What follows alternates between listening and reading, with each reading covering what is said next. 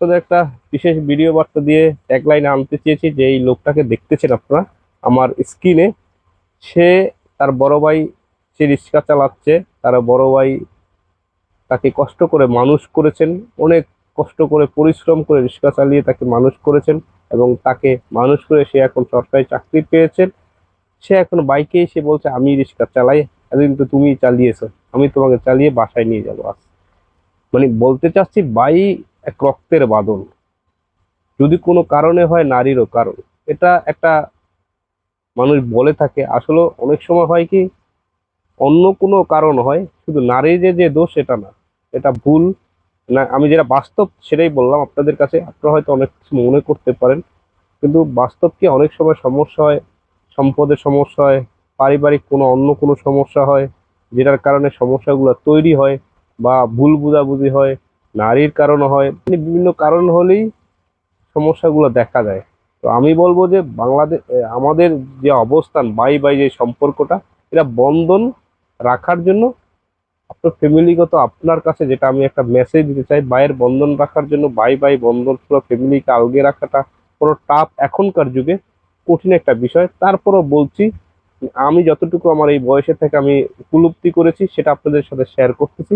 সেটা হলো যে ভাইকে যতটুকু আপনি পারবেন তার জায়গা থেকে তাকে সম্মান করবেন। সে বড় হলে বড় সম্মান, ছোট হলে তাকে স্নেহ করবেন এবং তার যদি পারেন আপনি তাকে সাহায্য করবেন। তার যতটুকু সম্ভব আপনাকে থাকলে আপনি সাহায্য করবেন। ভাই তো ভাই, সবার আগে ভাই ছুটে আসবেন। কোনো বিপদ হলে যদি পাশে থাকেন, যে থাকবে সেই ছুটে আসবে পাশে থাকলে ভাই। এটা ভাইয়ের এক বন্ধন, আসলে আলাদা করা যায় না। ভাই তো ভাই, রক্তের ভাই, যাকে দিয়ে আপনি যে কোনো সমস্যায় পড়লেই তাকে তার মনের দুঃখের কথাটা বলে তাকে বোঝাতে পারবেন।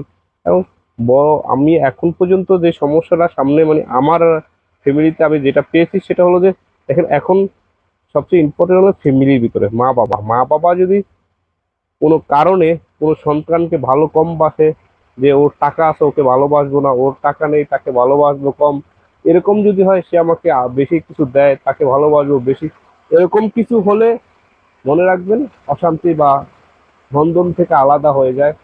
আমার বাবার কথাই বলি, আমার বাবার এখন চার ভাই, তারা তারা যার যার মতো করে আছেন।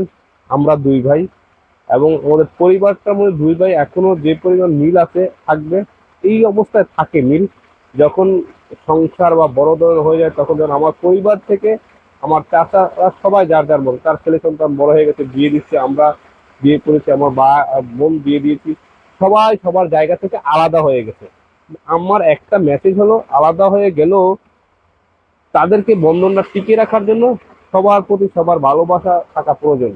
সবার বন্ধনটা থাকা, সবাই সবার খোঁজ খবর নেবেন, পরিবারের খোঁজ খবর নেবেন, আত্মীয় স্বজনের খোঁজ খবর নেবেন। এটা নিলে কি হয় জানেন, এই সম্পর্কটা টিকে থাকে। আর একটা মুসলিম জাতি যদি সম্পর্ক টিকে রাখে মুসলমান, তা আল্লাহ তারা বলেছেন আপনার আত্মীয়তা বন্ধন ছিন্ন করবেন না, তাহলে আপনি কিয়ামতের দিন সুপারিশ পাবেন না। কারণ আত্মীয়তা বন্ধন এমন একটা জিনিস, আপনি এটা করলে আপনি কোনো কিছু হবে না। আত্মীয়তা বন্ধন কখনই আলাদা করা যাবে না। আত্মীয় বন্ধন সবসময় আত্মীয়, এবং তাদের খোঁজ খবর, তাদের বিপদে থাকা, তাদের পাশে থাকা, এটা ইম্পর্টেন্ট বিষয়। মনে রাখবেন, ভালোবাসা দিয়ে অনেক কিছু জয় করা যায়, হিংসা নয়, ভালোবাসা দিয়ে। সেটা আমরা চাই। জীবনে বেঁচে থাকার জন্য শুধু টাকাই ইম্পর্টেন্ট যেরকম, ভালোবাসাটা ইম্পর্টেন্ট। টাকা দিলে আপনাকে সম্মান করে, তোর কথার মূল্য থাকে, তেমনি টাকাটা যেমন প্রয়োজন, পরিবার ফ্যামিলি সবাইকেও প্রয়োজন। যদি পরিবার কেউ না থাকে, টাকা থাকে, আপনার কোনো কাজে লাগবে না। পরিবার কেমনে পাচ্ছেন না, টাকাই পাচ্ছেন, এটাই বলবো। সবাই ভালো থাকবেন, সুস্থ থাকবেন। আসসালামু আলাইকুম, আল্লাহ হাফেজ।